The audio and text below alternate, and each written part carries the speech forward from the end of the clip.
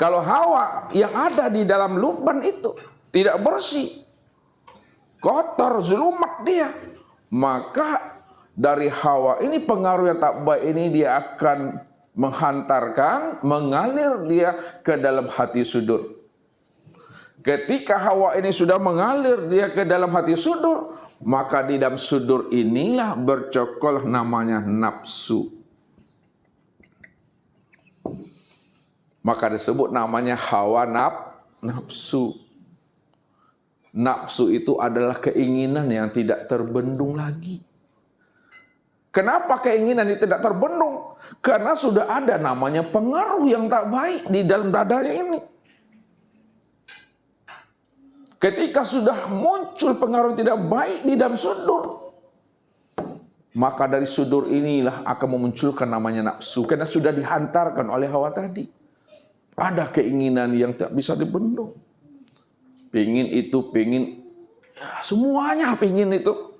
Apapun yang dibelinya tidak lagi sesuai dengan kebutuhannya. Tapi apa yang dibelinya sesuai dengan keinginannya. Udah.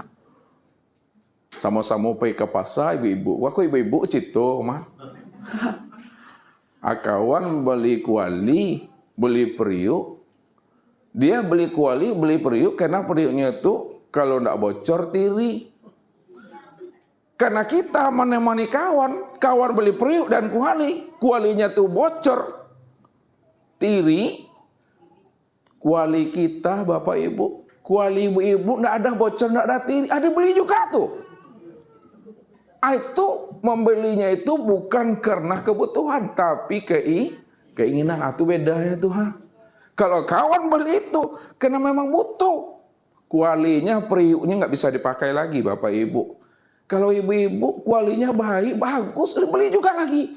Itu membelinya bukan karena kebutuhan, itu keinginan. Nafsu itu begitu dia.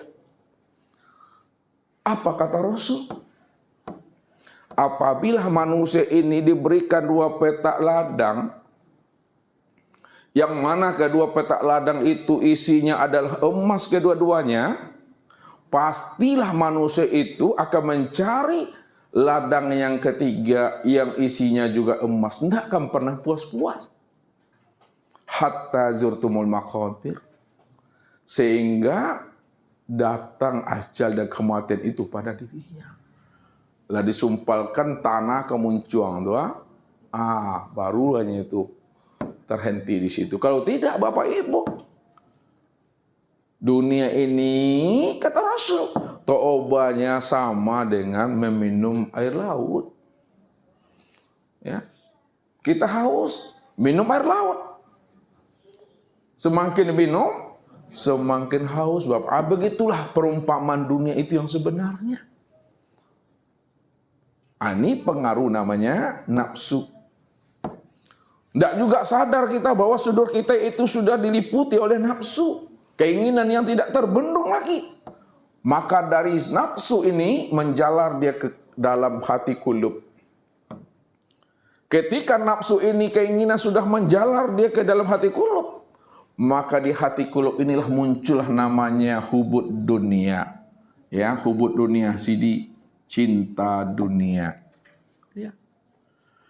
Karena apa yang telah didapatkan sesuai dengan keinginan, semuanya kita dah punya. Kalau kita sudah punya segala-galanya, pada saat itulah muncul namanya cinta dunia. Ketika sudah hidup, dah muncul, sudah terbit cinta dunia di dalam hati kita ini, maka doanya itu Allahumma tawil umurona. Minta panjang umur bapak ibu. Padahal umur kita ini tidak akan pernah bertambah, tidak akan pernah berkurang. Wa mayu amaru memu amarin illa bismillah. Jikalau umurmu itu panjang bukan karena kami panjangkan. Jikalau umurmu pendek bukan kami pendekkan. Akan tetapi umur panjang dan pendekmu itu sudah berdasarkan kudratillah wal iradatillah. Sudah izin Allah di situ.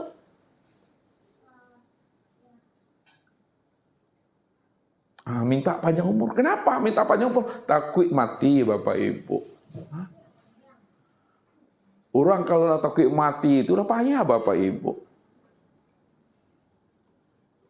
Ya. Akhirnya apa? Setiap berdoa selalu melakukan tawar-menawar dengan Tuhan, bernegosiasi dengan Tuhan, hitung-hitungan dengan Allah. Ya. Nah, kalau udah tawar-menawar dengan Allah, atau bakat tawa saya Tuhan dulu itu. Ya. Itulah manusia itu kadangkala dia beriman, dia bertuhan kepada Allah itu, dia memandang Allah itu sebelah mata gitu. Maksud Ustadz dia memandang Tuhan itu sebelah mata, kalau dia diberikan Allah nikmat, diberikan Allah karunia, diberikan Allah kesenangan dan kemuliaan, lunak gigi daripada lidah Bapak Ibu. Allah tuh sayang dengan awak. Allah merahmati awak. Kenapa? Keinginan tercapai, hajat terijabah. Nampak badanku hidup, bahasa tubuhnya nih, senyumnya senyum pesona. Dan kenapa? Seluruh hajat dan keinginannya diberikan Allah kepada dirinya. Sanggup dia mengatakan Allah merahmati kita, sayang kepada awak. Namun pada saat hajatnya, keinginannya ditahan oleh Allah, tak diberi oleh Allah, bakaruikan yang ke Bapak Ibu, bakatokan Allah tuh SPK. Itu SPK sampilik karya. Allah tak mengerti gitu mah. Abaranti lah jadi Tuhan ya. Ditunjuk-tunjuk sih Tuhan tuh. Akhirnya apa? Malas berzikir, malas berdoa, sehingga itu tak ada lagi mau beribadah lagi itu. Ya, Allah tak bisa dijadikan Tuhan lagi yang itu tuh. Karena dia bertuhan kepada Allah itu sudah salah. Di mana letak salahnya dia bertuhan kepada Allah? Dia menjadikan Allah sebagai Tuhannya. Supaya Tuhan itu betul-betul menjadi budak dan pelayan hawa nafsunya. Ada enggak orang seperti itu, Bu? Dia menjadikan Allah sebagai Tuhannya, sebagai pelayan nafsunya. Allah mesti mengikuti kehendaknya. Allah mesti mengikuti keinginannya. Kalau Allah mesti mengikuti kehendak dan keinginan kita, cobalah kita gunakan akal pikir dan kecerdasan rohani. Bertanya kita ke dalam diri, siapa yang Tuhan dan siapa yang hamba lagi? Hah? Apa mungkin Allah itu mau mengikuti kehendak dan maunya kita, Bapak Ibu? Allah tak pernah berutang budi dengan kita, Bapak Ibu. Jadi jangan diandai-andai Tuhan tuh. Mesti Allah ngikuti maunya aku, kalau tidak, aku tak sembah kamu. Aku tak akan lagi taat kepada perintahmu. Atau latu waksari daripada Tuhan tuh Bapak Ibu. Ini berbahaya. Ya. Tapi kalau kita dah sadar kita bahwa kita ini betul-betul adalah hambanya, maka hendaklah kita menjadi orang yang patuh, orang yang penurut Bapak Ibu. Ya, jangan sekali-kali bertuhan kepada Allah tuh menye-menye di dalam hidup. Lah tahu menye-menye. Hah? Ndak ele-ele. Main-main, bercanda gurau. Ya, memperolok-olok Allah. Ya. Itu yang mesti dipahami. Jangan kita memain-mainkan Allah. Ya.